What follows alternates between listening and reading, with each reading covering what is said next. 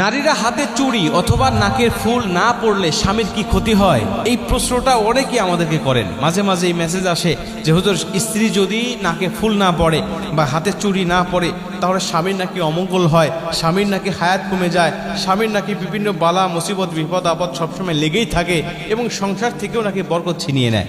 এই কথাগুলো মাঝে মাঝে শোনা যায়, কিন্তু কথা হলো যে পবিত্র কুরআন এবং হাদিসে এমন কোনো কথার কখনো কোনো ভিত্তি খুঁজে পাওয়া যায় না। কারণ সাহাবীদের মধ্যে অনেক সাহাবী ছিলেন যারা অনেক গরিব এবং তাদের স্ত্রীদেরকে তারা গহনা দেওয়া তো দূরের কথা, স্বর্ণের গহনা দেওয়া তো দূরের কথা, তারা ভালো কোনো কাপড় চোপড় পর্যন্ত ব্যবস্থা করতে পারতেন না। সাহাবীদের মধ্যে এমনও সাহাবী ছিলেন যারা নামাজ পড়ে, ফরজ নামাজটা পড়ে বাসায় চলে যেতেন এবং গিয়ে তার পরনের যে কাপড়টা, এই কাপড়টা স্ত্রীকে দিতেন আর উনি গর্তের মধ্যে নামতেন আর ওই স্ত্রী ওই কাপড়টা পরিধান করে নামাজ পড়তো।